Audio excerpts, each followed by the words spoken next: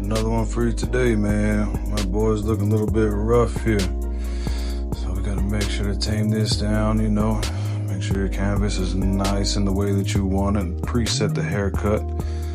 You know, he is a waver, so that means that we have to make sure that he has his waves on point.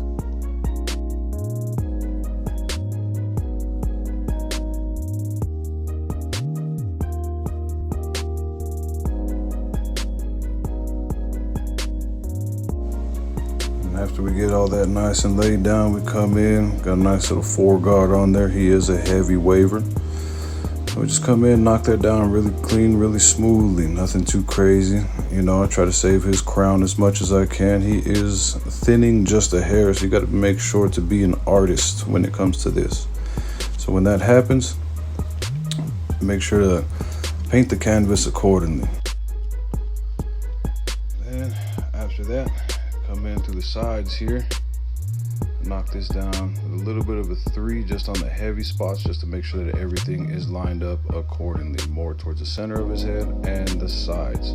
When they have thinning corners and a thinning back, you want to make sure that everything is symmetrical. This is how you create the illusion of a full head. His center is a little bit thicker than his corners, so you got to make sure, again, to make it fit his head and hairstyle. After that, I have to come through, comb out his C cups, make sure getting any excess hair out of there. From there, we just begin sculpting very softly, very smoothly, getting all the excess out of there. You know, nothing too crazy. Doesn't have to be the sharpest thing in the world right now, since we're barely even touching the scalp as it is. We just want to make sure we have a clean canvas to actually work with. And immediately after that, I will come in and start my first guide line. He likes a mid with a drop. We like to keep the crown just a hair fuller. You know, we got to make sure to make him look as full as possible.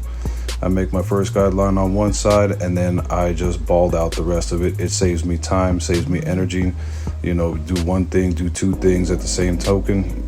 You can make that actually work very quickly, very efficiently. And this allows for a good time for a nice little conversation. If you're able to cut and talk at the same time, I bet your clients would love that. Now, mind you, I have 2 separate trimmers just so that I can bald with one and then line up with another, just so that one doesn't get too much use out of it. And then right after that, we'll come in, got the 1.5 guard on there. And we'll come up at least a good half of the way. This I've found to be a little more time efficient for me. This just makes it look that much cleaner, that much better. Sorry the lighting dimmed, my back was in the way, but that's okay. As you can see that the canvas is still super clean. Now after that, I will come in with my clipper open, no guard. I will make my secondary guideline. I don't like to use too many clippers with the halves and the 1s and the 2s and the 3s. This has just been more time efficient, time management for me. It is just that simplistic. It makes it that much easier. All this extra 1s, 2s, and 3s, if you're still new, that's okay, but you will develop this skill after time. After that, I immediately go into my Bronze Series 9. I like this trimmer. It does not tug. It allows you to go in and just attack the coarse hair that is sticking at the bottom. This has helped me out in my time management and time efficiency. It is a little higher on the price point, but that is okay. This has helped me to make more money, so don't be afraid to invest into yourself as well. And here I begin to just flick out the back end of it, the small ends, once I get closer to my actual bald guideline. Sometimes I go up, sometimes I go down, sometimes I go to the side. You have to be the artist and actually make the simple adjustment to make it work for you. And right after that, I like to come in with my trimmer and go up just a blade length, just to get rid of that extra little bald line, just to make sure that my transition from skin to hair is that much smoother, because as you know, that is something that is a little more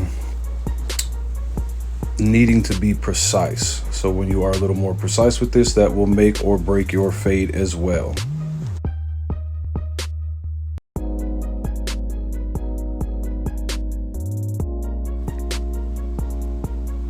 that, I will come in with my clipper no guard closed, and I will attack that same guideline. I like to use what I call a typewriter method. So I will go from left to right, and then you will start to see me progressively increase the length of my blade itself.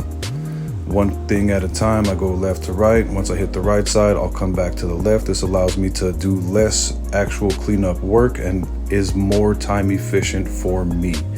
Now, if this doesn't work for you, there are plenty of other methods. This is just something that has worked for me for a few years now.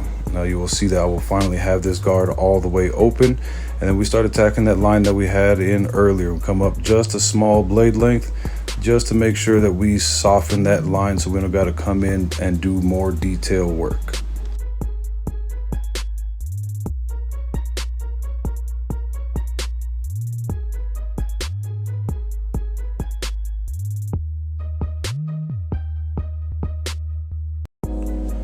After that, I will get my half guard or 0.5. You'll see me close the lever on this, and I will tack that guideline once again. I like to fade up.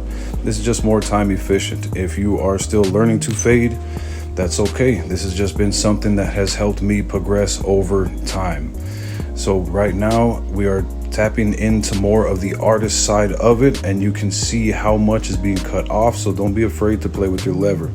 If you need to play with your lever just to get a clean fade going, that is okay. Do not be afraid to mess up the hair. You are paid to cut hair, so cut the hair. Very simple math.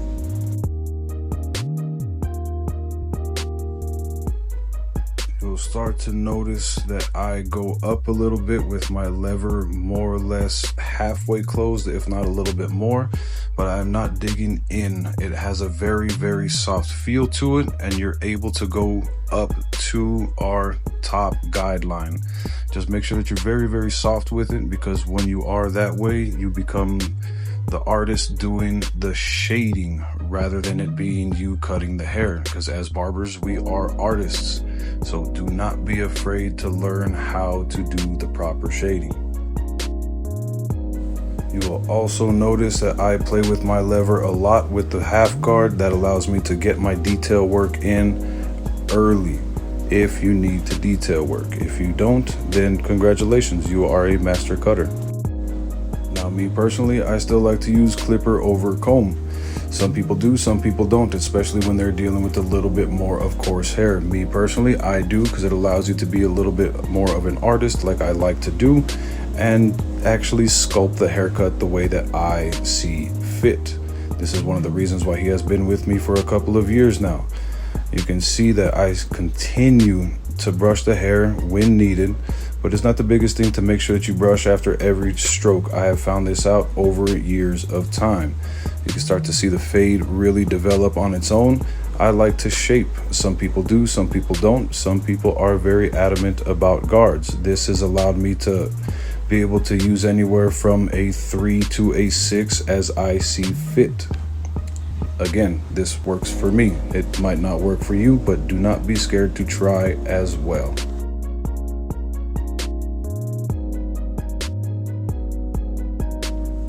Now, since he does like to keep his waves, we have to hit that with a little bit of the mousse. Very simple thinking, and then we brush that in very, very gently, very, very quickly. Make sure that it is saturated as needed.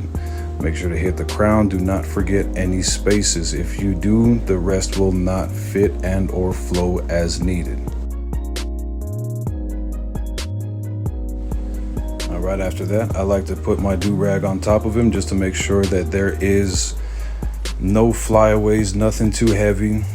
Some people let their clients wrap themselves. I personally know how to do the wrapping myself, so I do not mind taking the extra time and not having them have to do it. Now, if you are going to wrap him yourself, make sure to extend this front end and make it flat when you bring your flaps around. If you do not, he will have a very ugly red marcation in the front of his head. So make sure that you widen these straps all the way around so that it makes it lay super, super flat. Me personally, I do not like to do knots. That is my personal thing. I like to just wrap this around You will see me wrap the wrap around, and then from there I will tuck it in the back, since he's not a taper person with those types of waves. Now, me personally, what I like to do while that is drying, some people like to use the blow dryer, they like to let him sit under that. I like to let it dry a little bit more naturally on his own, and I will start a little bit of my beard work. Now, his beard is very thick and very full, so I have to pick it out, and that is okay. Luckily, I have a metal pick. Me personally, I like these more than the plastics. They don't bend, they don't fold, they just make everything come out as they should. Now, after this, I like to knock his beard down with about a 3/4, since he wants to get rid of majority of the heavy hair. I like to go with the grain because it will debulk and it'll still keep it as dark as possible. Now, if you're able to do this, that is fantastic, and you have figured out how to make sure to keep it as full as possible.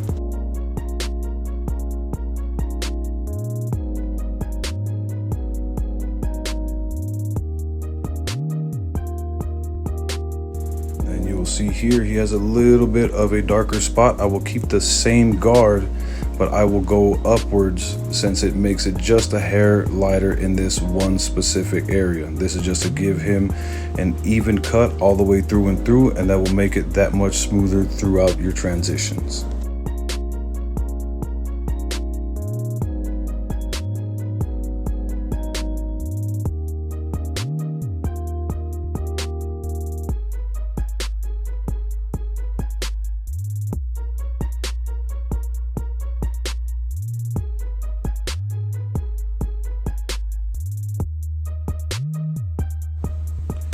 You can see how full his neckline is. He wants to give it just a hair of a difference, so I'll start at the back and work my way front.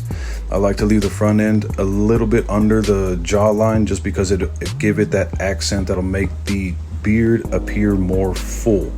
So right now we're just etching everything in, getting everything out of there, so we can finally come in and make everything super sharp as it needs to be.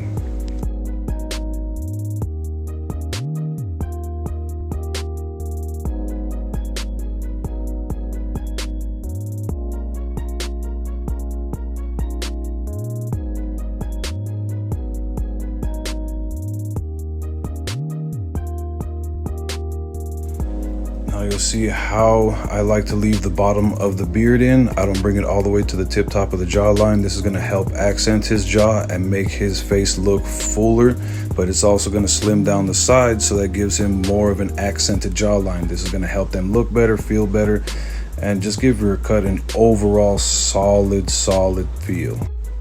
Now, since he's up right here, we'll start right next to the mustache, because he likes to leave it just a hair fuller. And then after that, we'll just go ahead and make this little line of marcation, just to give us a nice little guideline for when we come through with our razor work.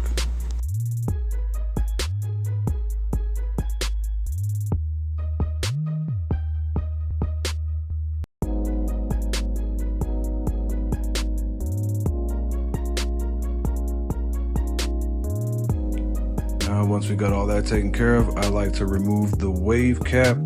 You can see that he has his little bit of a light corner, and that's okay. And that's where we're going to come in and be the artist that we are. We come in and I start right at the center, just to give me a base guideline. I don't dig in too heavy to it, since he is thinning just a hair. I like to make sure to leave everything as full and natural as possible, so that when he doesn't have product in his hair, it is still going to look good. It just makes it that much better for him, so that these haircuts will last more than 3-4 days. We want him to last at least 3-4 weeks, so that our cuts are that clean.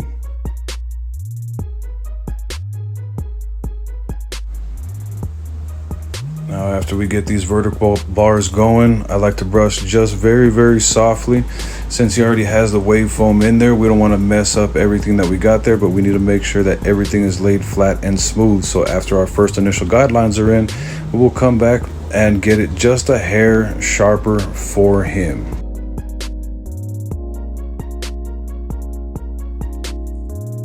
Right after we hit these vertical bars, I like to brush it out just a hair. Just don't do too much, something super simple, super light. Make sure that everything is nice and concise. so you can make sure that your client is more than good.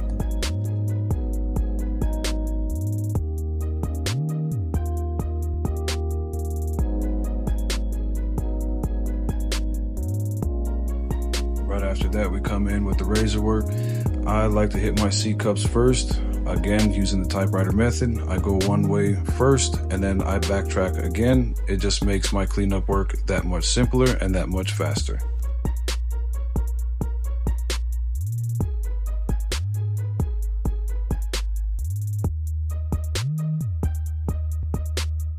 And after that, we come in and work on the beard. Something super easy. Just make sure that you keep the skin nice and stretched out. Get these extra little flyaways, sharpen things as you go along. You know what looks good and what doesn't look good. We try to keep him as full as possible and as natural as possible. It just makes the haircut last that much longer and look that much better, in my personal opinion.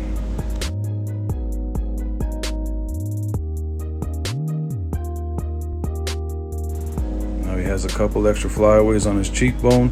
We just come in and just knock those out. Super easy, super simple. Don't dig in too deep. It's nothing too serious, to be honest with you. Just come in, knock those out, keep him smooth, keep him silky, make sure that everything stays fresh for him.